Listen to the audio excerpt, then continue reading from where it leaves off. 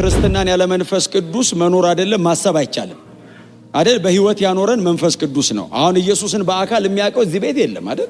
ኢየሱስ የተሰቀለ ቀን የነበራለ እዚህ ቤት እንደተሰቀለ ግን ሁሉም ሰው እርግጠኛ ነው። ያለ መንፈስ ቅዱስ ስለማይሆን 12ቱም ላይ እጅ ጫነ። በጣም የሚያስደንቀኝ ሁሉም ተቀበሉ የሚል ቃል አለ። ሁሉም መንፈስ ቅዱስን ተቀበሉ። ለመቀበላቸው ምልክት የሚሆኑ በልዩ ቋንቋ ተናገሩ፣ ከመካከላቸው ደግሞ አንዳንዶቹ ትንቢትን ተናገሩ ይላል። ይሄ የመጀመሪያ የዚች ቤተክርስቲያን የመተከሉ የመጀመሪያ ልምምዳቸው ነው። መንፈስ ቅዱስን ተቀበለች ቤተክርስቲያኒቱ። በጣም ፔንቴኮስታል አይነት ናት። ሁሉም ተቀብለዋል። ሁሉም በልዩ ቋንቋ ይናገራሉ። በመካከላቸው አንዳንዶቹ ደግሞ ትንቢትን ይናገራሉ። እንዴት ሰነበታችሁ? ለጌታ ክብር እንስጥ።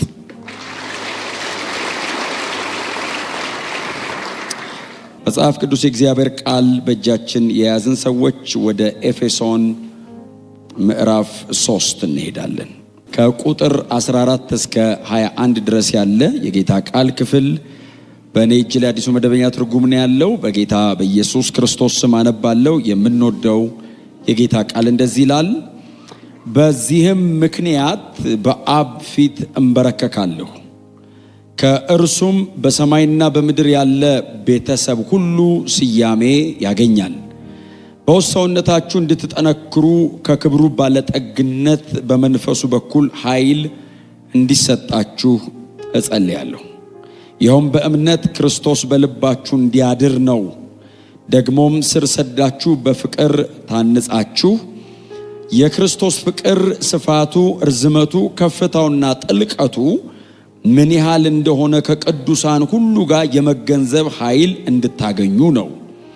እስከ እግዚአብሔር ሙላት ሁሉ ልክ ደርሳችሁ እንድትሞሉ ከመታወቅ በላይ የሆነውን የክርስቶስን ፍቅር ታውቁ ዘንድ ነው።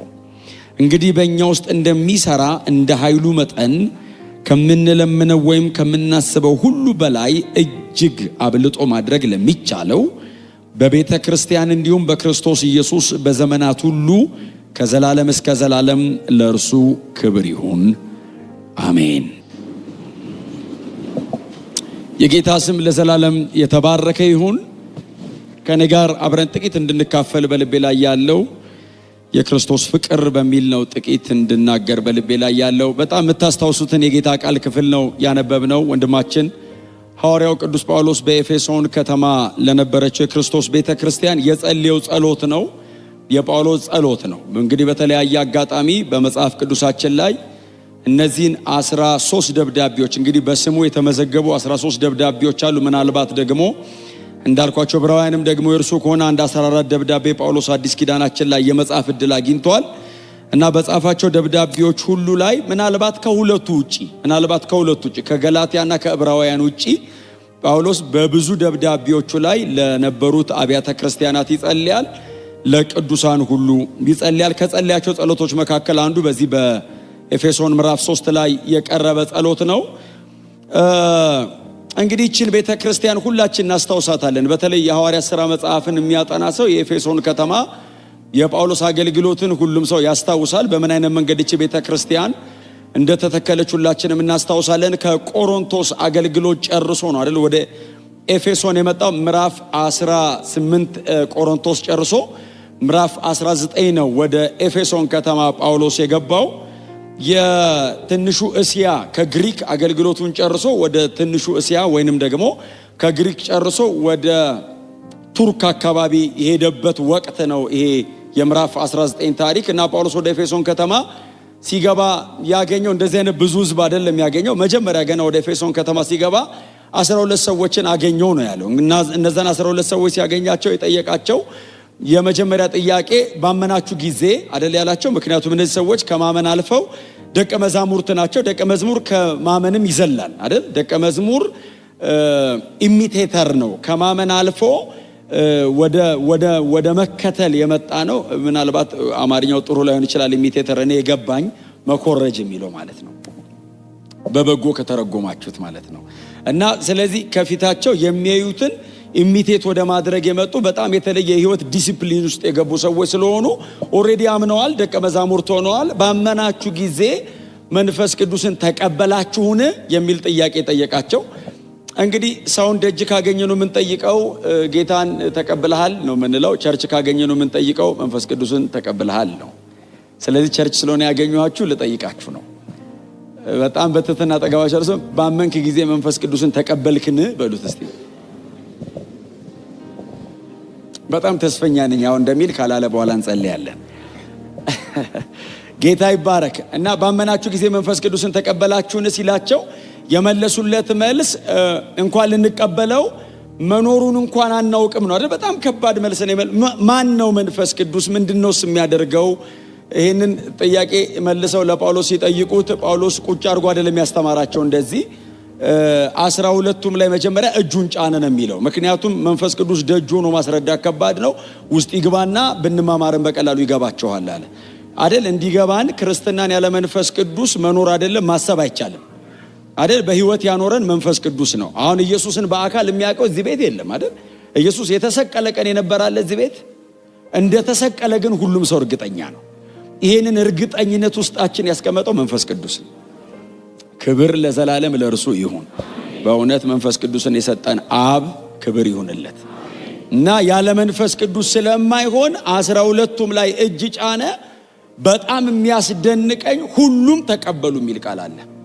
ሁሉም መንፈስ ቅዱስን ተቀበሉ። ለመቀበላቸው ምልክት የሚሆኑ በልዩ ቋንቋ ተናገሩ። ከመካከላቸው ደግሞ አንዳንዶቹ ትንቢትን ተናገሩ ይላል። ይሄ የመጀመሪያ የዚች ቤተክርስቲያን የመተከሉ የመጀመሪያ ልምምዳቸው ነው። መንፈስ ቅዱስን ተቀበለች ቤተክርስቲያኒቱ። በጣም ፔንቴኮስታል አይነት ናት። ሁሉም ተቀብለዋል። ሁሉም በልዩ ቋንቋ ይናገራሉ።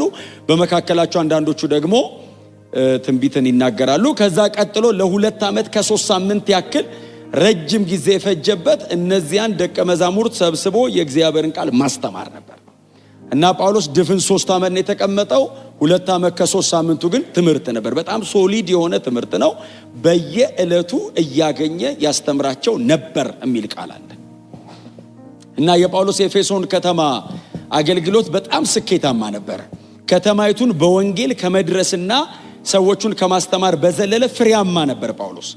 ለምሳሌ እንደነ ቆላሲያስ አይነት በጣም አስደናቂ የሆኑ ቸርቾች የተተከሉት በጳውሎስ የኤፌሶን ከተማ ተማሪ በነበረው በነ ኤጳፍራ ነበር እና ጳውሎስ በጣም በፍሬ የተሞላ አገልግሎትን በኤፌሶን ከተማ አገልግሏል።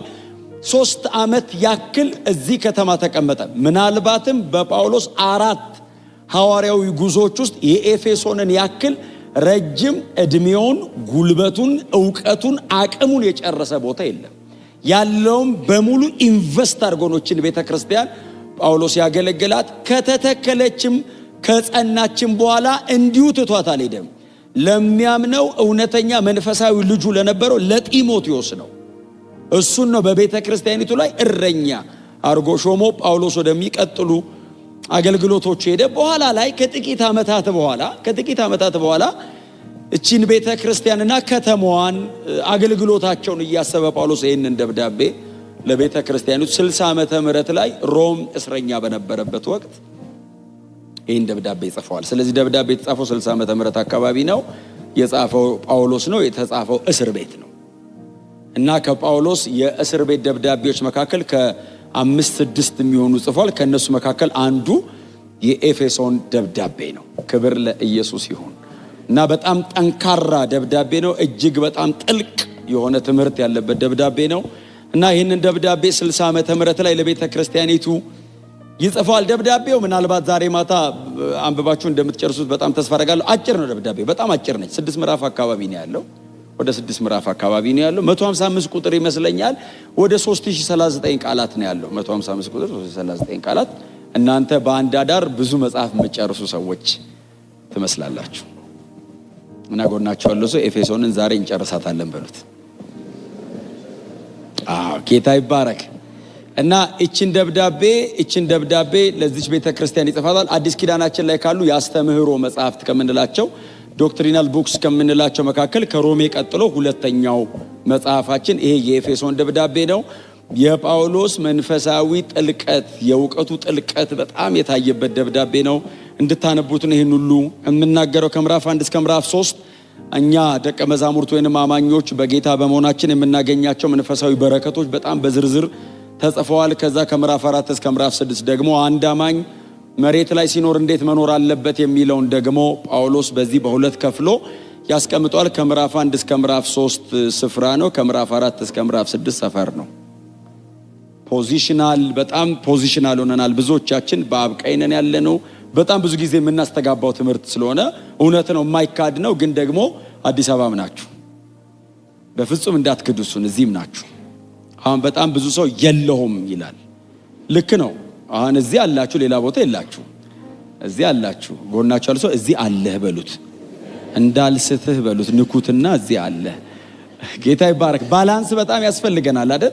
የኤፌሶን ደብዳቤ በጣም ባላንስ አለው። በጣም አስደናቂ በሆነ መንገድ መንፈሳዊ ስፍራ ያለው እዚህ ደብዳቤ ላይ ነው። ቀጥሎ እዛ በአብ ቀኝ የተቀመጠው ሰው ደግሞ ኤፌሶን እንዴት መኖር አለበት የሚለውም ደግሞ በተብራራ መንገድ በዚህ ደብዳቤ ላይ ተቀምጧል። እና ይህንን ደብዳቤ የተጸለየ ጸሎት አለው። እሱን ጸሎት ነው ዛሬ አብረን በጣም ጥቂት ከዛ ጸሎትም ላይ የክርስቶስን ፍቅር ነው ጳውሎስ በጣም አስገራሚ በሆነ መንገድ ስለሚያቀርባት እሷን ነው ዛሬ አብረን እንድንካፈል በልቤ ላይ